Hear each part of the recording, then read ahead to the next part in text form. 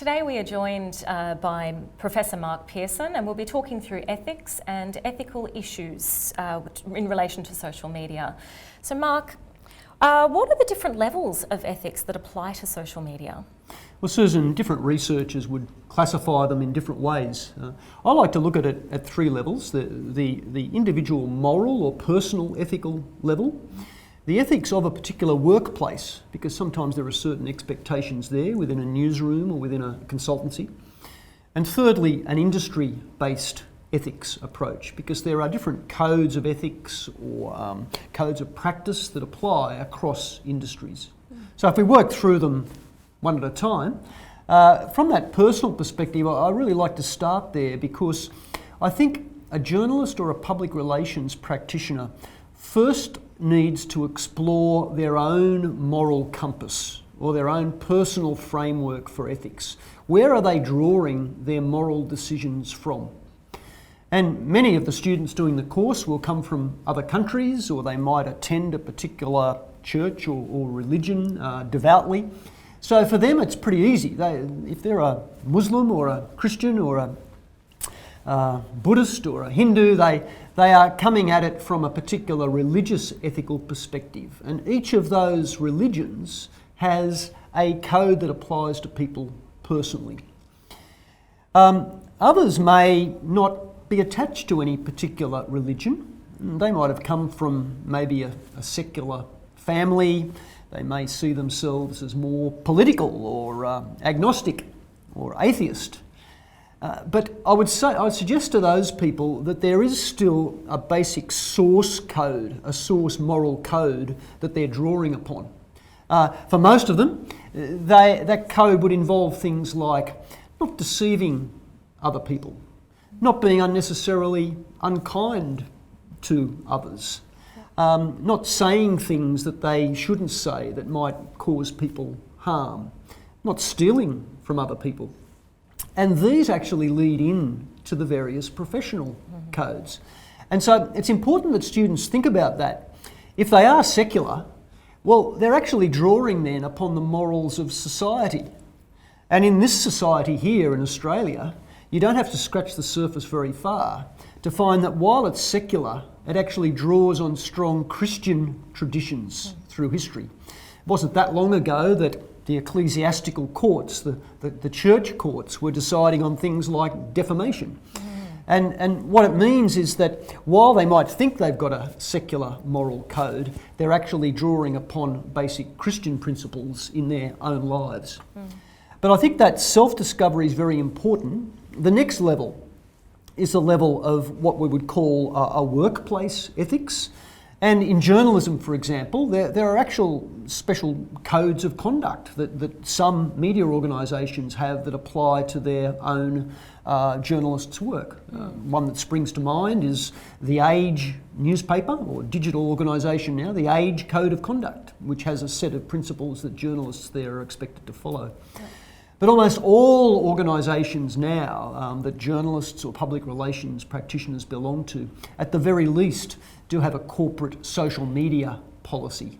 Yeah. And I think you've mentioned that in your other classes. And the social media policy has the basic guidelines of what people should or shouldn't do in social media. Okay, and there's a cross between both the personal and the industry. So why is that? Well, when you're talking about professional ethics, normally there's a set of rules that you're meant to follow, but there's also some wiggle room. And what I mean by that, say for example, I might just talk about the third area, which is the professional industry-based code of ethics. And in journalism, that's the MEAA Code of Ethics applying to journalists.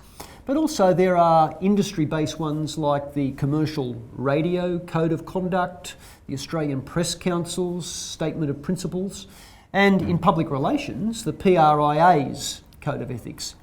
So what you get are these points that they are meant to follow, but there is some wiggle room available.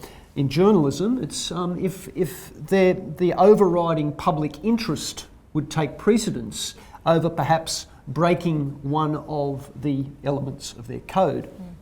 An example of that that comes from mainstream journalism would be, for example, where deception might be used to break a story where, say, a television crew has deceived a criminal organisation by pretending to be someone else to get the footage to break their big story about the syndicate. And so the deception is excused because of the overriding public interest that's involved. Now, if we bring this back to social media, we start to get really important ethical questions, whether it is at a moral or a professional level. And journalists and PR people need to think about these things when they get that personal, moral gut feeling that maybe what they're about to do on social media might not be the right thing. And so hopefully they're going to get that gut feeling at the point where they are perhaps writing a social media post that is really nasty about someone else, or perhaps is exposing some secret, confidential material that they've promised their source would not be broken on social media. Yeah, and I think that's a really interesting point, that while we're moving into this social media environment where it's this mass production of information, where it goes out to so many people, it's about coming back to that personal level. You know, does this feel right? And if it doesn't feel right, then there's probably going to be an ethical code that says you shouldn't do it, or potentially even a legal element to it as well. Yes, and so you get that overlap, the overlap between your personal or moral ethics, that overlaps with professional ethics to some extent, and then that overlaps with the law. And the law is where it's of such ethical importance to society that society has determined through the courts or through the legislature, through the parliament and laws, that it is so immoral to do something that there should be a law prohibiting it, or so it should be grounds to sue somebody else over it. Yeah. A good example of that is copyright or breach of copyright, and that happens on social media. So let's say, for example, there's somebody's photo on their Facebook page, and you would like to take that and make it your own profile photo, all right, because it's such a good piece of photography. Well, there should be a gut feeling there saying, no, hold on, this photo actually belongs to this other person. They've created it. It's part of their identity, not mine. Yeah. At a professional ethical level, if you were doing that as part of your workplace, lifting someone's photograph from social media and using it in a brochure or something like that, then it's what we call in university plagiarism. Absolutely. So there is most of the professional codes have a clause prohibiting plagiarising other people's work.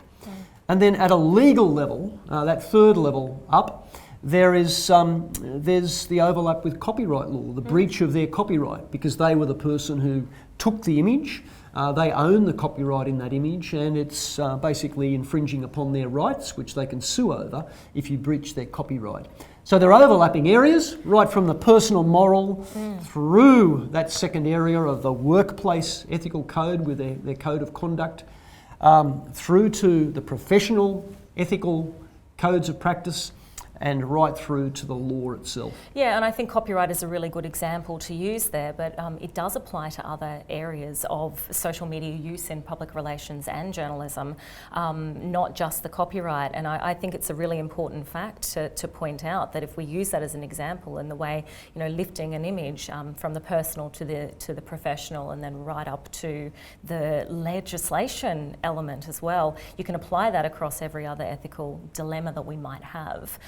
So ethics is such an important part of social media use in journalism and public relations.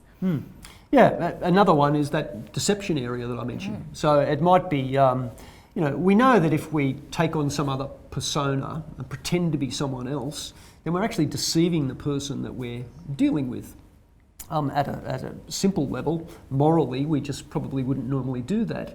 But some journalists or public relations practitioners might choose to take on a totally fictitious social media handle or presence and try to get information, join a group that they're not meant to be in. So that yucky feeling should be there, but the deception part of it is in breach of their ethical code.